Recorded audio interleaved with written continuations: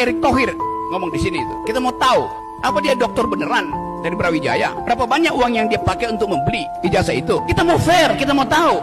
Karena dia pejabat publik, kita mau tagih rektor Brawijaya itu dibayar berapa? Mesti terang-terangan buka karena dia pejabat publik. Dan pada akhirnya kita tahu dia ditolak oleh mahasiswa. Bayangin, Erick Thohir ditolak oleh mahasiswa Brawijaya. Itu tamparan intelektual luar biasa. Mesti dia bunuh diri. Etika itu yang nggak ada di kita. Undang Erick Thohir ngomong di sini itu. Kita mau tahu apa dia dokter beneran dari Brawijaya? Berapa banyak uang yang dia pakai untuk membeli ijazah itu? Kita mau fair, kita mau tahu. Karena dia pejabat publik, kita mau tagih rektor Brawijaya itu dibayar berapa? Mesti terang-terangan buka karena dia pejabat publik. Dan pada akhirnya kita tahu dia ditolak oleh mahasiswa. Bayangin, Erick Thohir ditolak oleh mahasiswa Brawijaya. Itu tamparan intelektual luar biasa. Mesti dia bunuh diri. Etika itu yang nggak ada di kita. Jawaban saya sebagai kepala keluarga itu yang harus saya lakukan. Nah, kebetulan saya ditelepon sama teman saya, Pak Effendi, sekarang ada Pak Menteri di depan Masjid Ar-Royan. Saya sampaikan ke istri saya, tolong siapkan motor saya, ambil tabung gas yang kosong.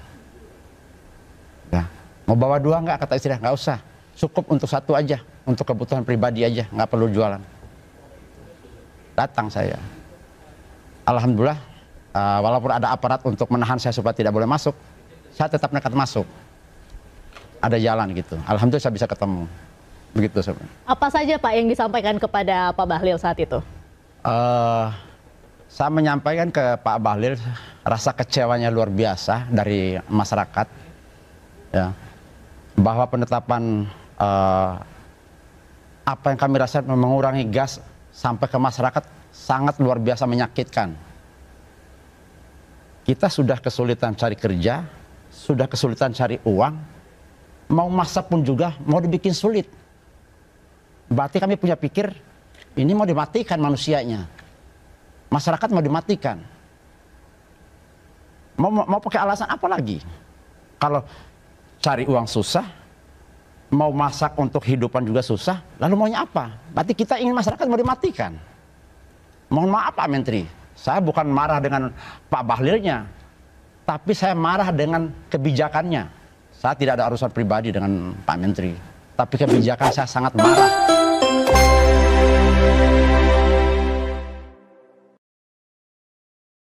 Anak kami lapar, butuh makan, butuh kehidupan, Pak. Oke, Bapak ya. Logika berjalan dong, Pak. Ya. Pak punya alat untuk bertindak. Ya. Bukan rakyat untuk dikorbankan. Itu yang pertama. Yang kedua, ya, kalau kami suruh jadi sub, ya, persyaratannya apa? Tidak ada persyaratan. Ya, saya udah bilang, salah satu KTP. KTP adalah privasi. Ya. Udah, Bapak. Ya. Bapak, saya pikir yang penting Bapak sekarang ambil dulu, Bapak antri. Ya. Yang penting penjelasan tujuan negara begitu ya Bapak ya. Kita pingin Bapak dapat dengan harga yang baik, semua kita layani, tidak ada kelangkaan. Oke? Pak. Oke ya? Saya sekarang lagi masak, Pak. Saya tinggal demi gas. Iya, kita Ya. layani Bapak. Bukan masalah antri gasnya. Anak kami lapar, butuh makan, butuh kehidupan, Pak. Oke, Bapak ya. Logika berjalan dong, Pak. Iya, udah ya. Yang penting Ya, itu ya, Pak, akal ya. saya kami berjalan, Pak. Udah ya. Dialog. Udah, paham, Bapak. Ya.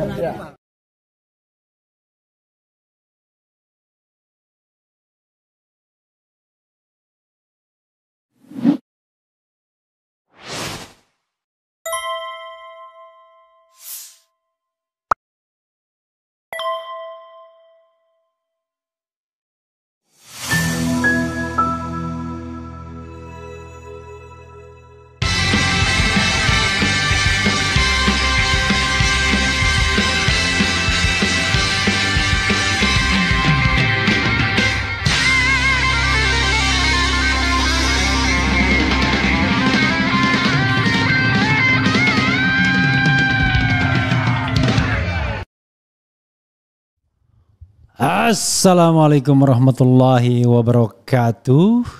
Sobat RH sekalian, jumpa lagi kita di channel yang keren ini. Keren jadas. Ya Sobat RH sekalian, oke, kita ambil satu video lagi ya, terakhir ini soal akan ada demo besar-besaran di ESDM, mahasiswa dan masyarakat tuntut pemecatan Bahlil. Ya, jadi sebelum saya bacakan beritanya begini sahabat era sekalian. Memang ada menteri-menteri Prabowo yang quote unquote menjadi the common enemy karena dianggap link to Mulyono. Dan diharapkan dia di reshuffle. Nah, salah satunya adalah tentu Menteri Bahlil yang paling kontroversial. Ya, berikutnya di situ ada menteri-menteri yang memang sudah eksis sejak zaman Jokowi Jilid II. Mereka juga dianggap loyalis Jokowi yang ditekankan kepada Prabowo, didiktekan kepada Prabowo pada tanggal 13 Oktober ketika Prabowo menyambangi Jokowi di Solo. Dan konon katanya berantakan tuh strategi itu. Pada tanggal 13 itu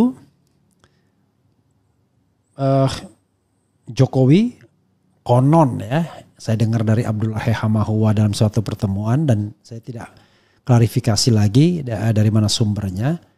Ya, sering juga dikatakan Said Didu misalnya dari sebuah sumber katanya konon Jokowi mendiktikan bahwa orang-orang tertentu ini harus masuk kabinet. Maka ada beberapa korban yang tadinya mau direkrut nggak jadi direkrut seperti Hatta Rajasa. Macam-macam lah tim Prabowo yang senior. Karena menteri-menteri senior itu ex ini semua, ex Jokowi semua. Ya, ini titipan Jokowi. Kemudian kalau enggak konsekuensinya adalah konglomerat atau oligarki di belakang Jokowi akan menarik diri. I don't know exactly sampai begitu bisa mengancamnya. Itu bisik-bisik tetangganya, ya.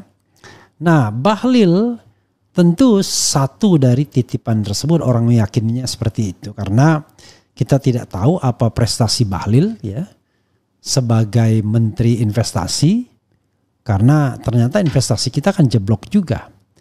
Dan apalagi sebagai menteri ESDM karena justru pengelolaan tambang ugal-ugalan.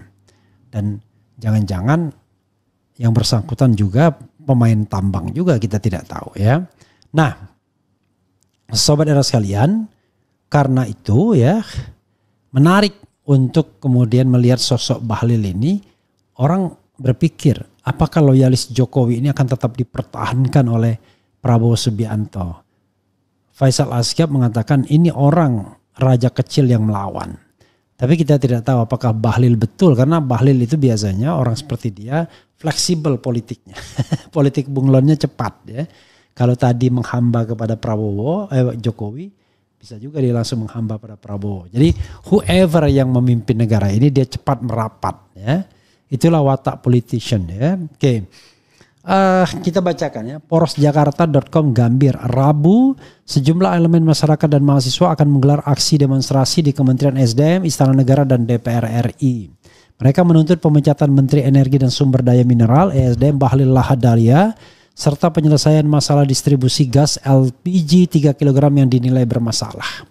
Jadi sebelum menjadi menteri atau menjadi orang yang sangat terkenal hari ini, pernah saya ketemu Bahlil di pesawat ya, dalam perjalanan dari Jayapura ke Jakarta.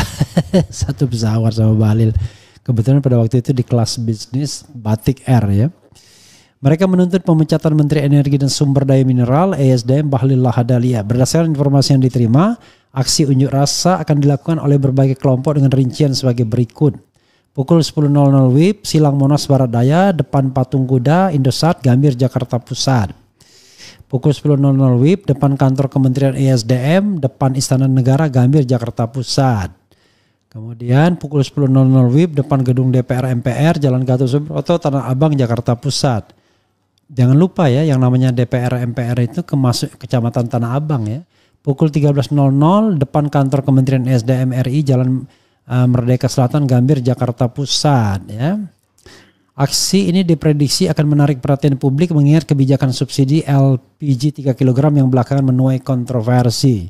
Para demonstran menilai kebijakan tersebut berdampak pada kesulitan masyarakat dalam mendapatkan LPG bersubsidi.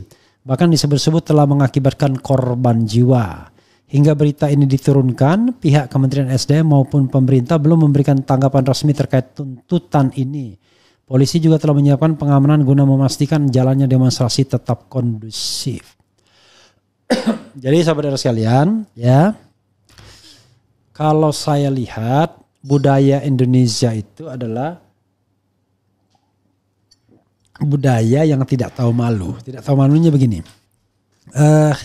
Jarang sekali pejabat mau mengundurkan diri walaupun punya kesalahan luar biasa besarnya. Jadi tetap saja dia tidak mau mundur. Alasannya ya memang tradisi Indonesia tidak mundur. Nah, kecuali kalau dia diberhentikan. Sementara kadang-kadang pimpinannya juga ewu pakewu untuk memberhentikan. Apalagi dia menteri titipan. Jadi apalagi kemudian jabatan menjadi ajang satu-satunya yang dicari. Karena jabatan, uang, kewenangan, kekayaan itu berkelindan menjadi satu. Untuk banyak uang Anda harus menjabat. Untuk menjabat harus Anda banyak uang. Jadi itu hal yang bolak-balik ya. Mana ayam dan telur saja atau telur dan ayam. Tetapi sekali lagi kalau demonya cuma 20-30 orang ya nggak digubris. Demo yang lumayan itu adalah demo tanggal 22 Agustus. Nah itu demo yang lumayan. Yang saya kira cukup menggetarkan juga. Ya begitu sobat RH sekalian. Ya mudah-mudahan semuanya berjalan lancar ya. Tidak ada satu apapun. Dan ini penyampaian pendapat. Sekali lagi saya katakan belum tentu juga Bahlil Lahadalia diberhentikan oleh presiden. Tapi apakah dia yang katanya raja kecil yang mau disingkirkan ya, harus disingkirkan ya. Yang susahnya menggunakan kata pasif. Jadi siapa yang menyingkirkan kita tidak tahu. Kalau Prabowo mengatakan raja kecil yang melawan ya, saya akan singkirkan. Nah itu berarti aktif ya. Kalau ini pasif kita nggak tahu siapa yang mau disingkirkan dan siapa yang menyingkirkannya. Sobat RH sekalian, coba kita bacakan komentar sobat RH sekalian soal Bahlil ini. Bahlil Lahadalia ya. Oke. Luar biasa Bahlil ini ya, intinya ya. Jauh lebih muda dibandingkan saya ya, sudah hebat. Dan pidatonya benar-benar dia tidak percaya dengan pendidikan. Yang nilainya besar, yang IP-nya di atas 3 katanya cuma jadi pegawai. Saya terus terang katanya IP saya di bawah 2. Di bawah 3 ya, sudah di bawah 3 universitasnya kita nggak tahu universitas apa ya. Tapi begitu doktor cepat sekali dia selesainya. 1,5 tahun kalau tidak salah ya, atau 1 tahun, 1,5 tahun. Oke, coba kita bacakan komentar sobat RH sekalian. Prabowo mana ada nyali mencat orang-orang titipan Jokowi, hanya keras pidatonya, realita uyun-uyun doang menghadapi tukang kayu. Kita lihat nanti ya. Baru kali ini melihat antrean melon, Bahlil Baruak, apa maksudnya ini? Kaki Mulyono mulai tremor, kebanyakan minum obat penenang, mungkin wakakak, stres berat, masa sih? Prof mohon Abah didongkrak popularitasnya. Abah yang mana? Ya, saya kira saya tidak dalam kapasitas untuk mendongkrak siapapun ya. Kemudian sempat aja bro perhatian kakinya itu grogi adepin Najwa yang tremor okay. Sudah jelas-jelas gas melon sudah jadi kebutuhan primer masyarakat dan tidak ada pilihan lainnya. Malah dipersulit untuk mendapatkannya. Sudah gitu harganya jadi lebih mahal pula. Bung, tolong sampaikan ke Pak Prabowo untuk tegur Mulyono yang masih terus main presiden-presidenan. Ya ngapain kita sampaikan, kan sudah tahu ya. Kemudian pejabat saja sibuk ngurusin diri sendiri, kok bisa rakyat disuruh nasionalis. Kemudian manusia-manusia yang sudah banyak menikmati makanan dan minuman neraka memang gak ada puasnya, semakin jadi rakusnya. Bahlil kaki tangan Mulyono, akankah Pak Presiden berani memecatnya? Kemudian Bang RH tolong bahas kasus PT Petrokimia Gresik yang lagi anget di IG. Katanya nepotisme sangat kuat di sana. Jika bukan dari jalur keluarga maka bakal diminta pelicin dengan nominal besar meski sudah lolos tes. Masa iya sih? Ya cobalah kalau ada data-data kasih ke saya secara langsung biar kita tidak fitnah ya. Karena tidak semua hal saya paham dan saya tidak mau memfitnah juga ya. Undang si manusia merdeka Bang. Ya nanti kita undang ya.